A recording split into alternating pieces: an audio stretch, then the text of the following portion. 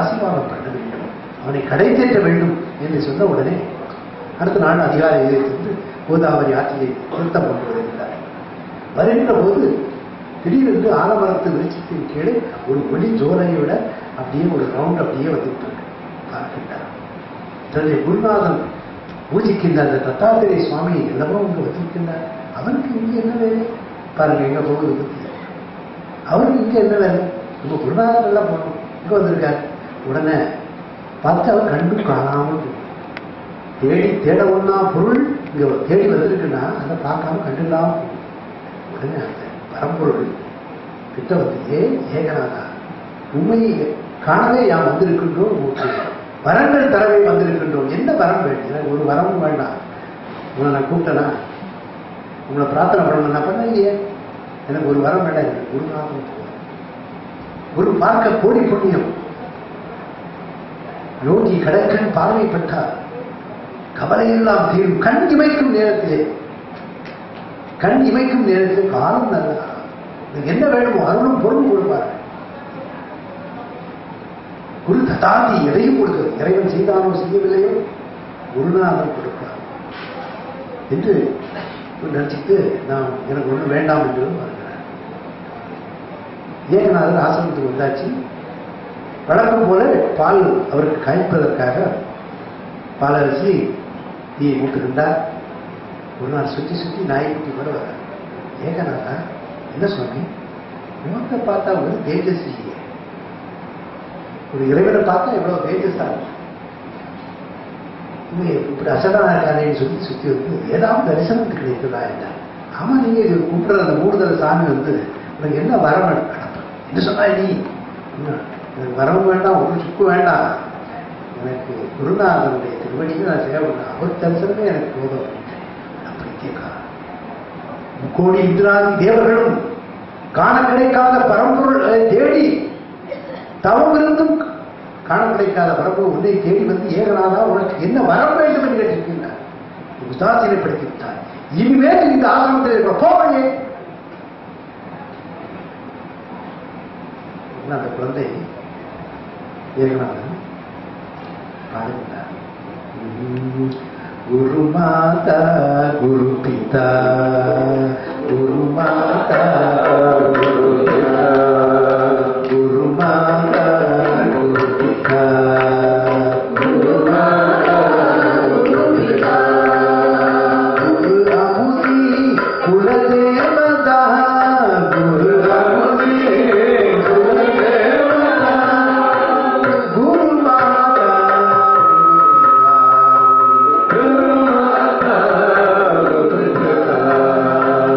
தோழ பழத்தா சாங்கட்டே தோழ பழத்தா சாங்கட்டே குருவே जी मां के पूरे गुरुवे जी मां के पूरे गुरुवे जी मां के पूरे गुरुवे जी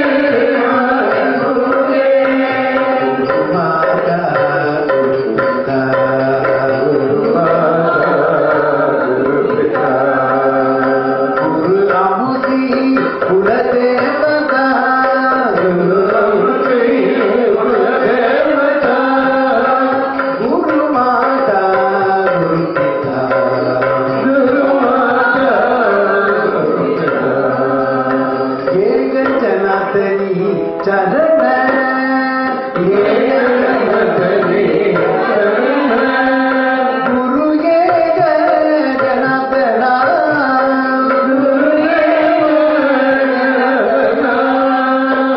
गुरु एक जनातना गुरु एक जनातना माता गुरु पिता गुरु माता गुरु पिता. ஏ குருநாதா, நீதான் எனக்கு தாயும் தந்தையும் சகல வந்தும் நீயே.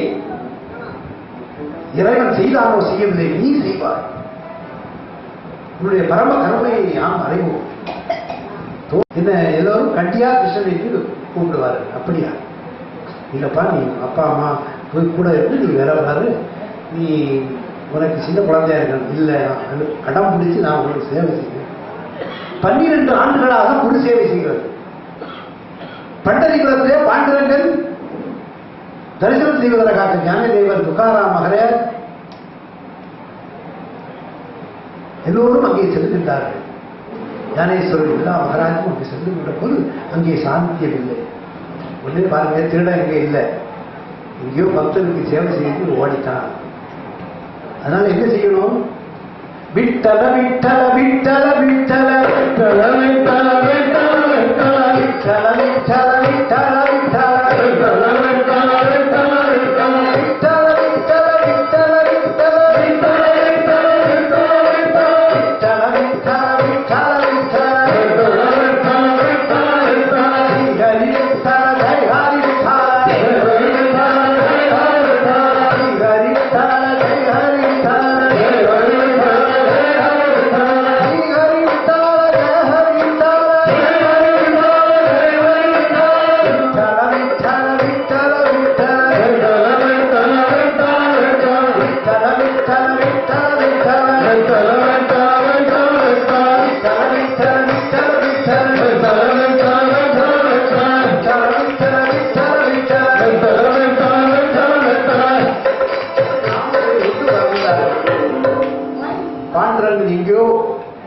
குரு சேவை செய்ய சென்றிருக்கிறார் என்று கடைசியாக ஞானதேசியிலே இந்த மாதிரியாக ஏகநாதர் ஆசிரமத்திலே இவர் சொன்னார் என்று அங்கே வந்தார்.